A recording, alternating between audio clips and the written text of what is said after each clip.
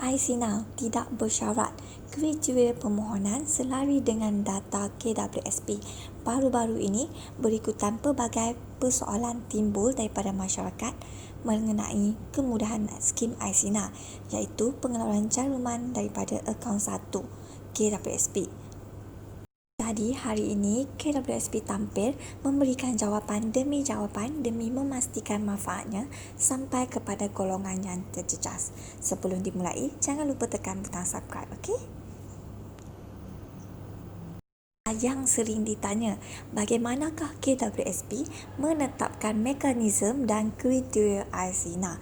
Jawapan dari KWSP, perincian ini ditetapkan berikutan perbincangan rapat dan berterusan selama beberapa bulan berserta perundingan dengan pihak berkepentingan utama dari sektor awam dan swasta termasuk Kementerian Kewangan juga. Tanya lagi, kriteria dan mekanisme itu ditetapkan selepas mempertimbangkan keutamaan keperluan harian dalam menghadapi cabaran COVID-19 serta melindungi mandat KWSP. Soalan kedua, ahli KWSP rata-rata kecewa dengan syarat iSINA, dikatakan menyusahkan dan sukar. Komen KWSP? KWSP tidak bersyarat dan apa yang dicirikan adalah kriteria untuk memastikan permohonan selari dengan data sedia ada KWSP yang akan membolehkan proses kelulusan dipercepatkan dengan mudah dan selamat. Di sini di mana proses pengesahan diperlukan untuk mengelakkan penipuan dan pengeluaran iSINA secara haram oleh pihak ketiga. Jadi, ahli yang memenuhi kriteria, permohonannya akan diluluskan secara automatik. Permohonan ahli juga dibuat dalam talian hanya untuk memerlukan pengesahan amaun maksimum sahaja. Permohonan bermula daripada 21 Disember 2020. Soalan keempat, mengapakah KWSP tidak memberi kelulusan automatik iSINA bagi mereka yang memohon iLestari? KWSP menjawab, situasi ketika KWSP melancarkan iLestari dan iSINA sangat berbeza, di mana negara berada dalam situasi berlainan ketika itu dan pada masa kini.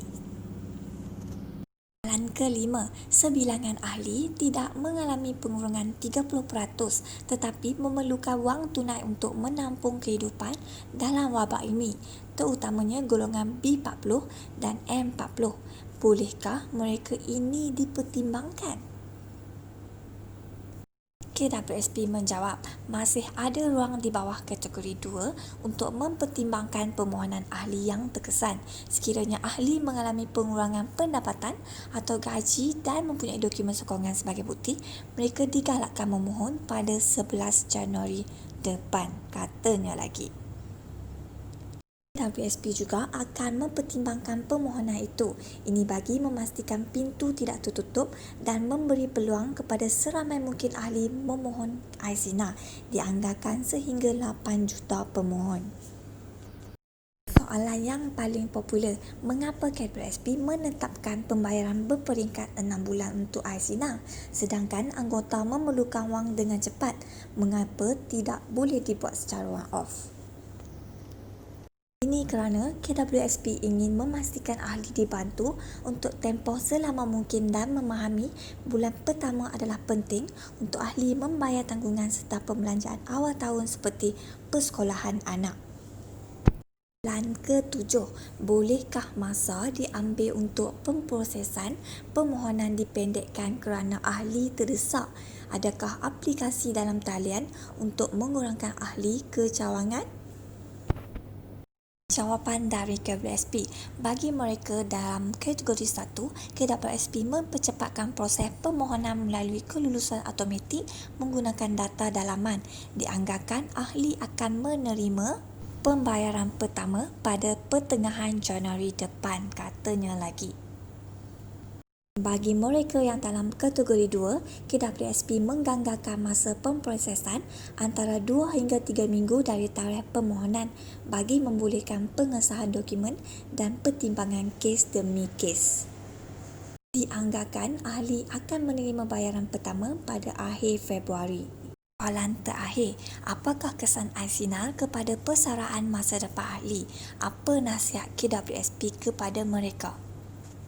Walaupun KWSP memahami keperluan ahli mengeluarkan simpanan untuk bertahan pada waktu sukar ini, KWSP berharap ahli dapat membuat perancangan mengenai jumlah yang diperlukan agar dapat memenuhi keperluan hari ini, sambil meminimumkan kesan persaraan pada masa hadapan, katanya lagi.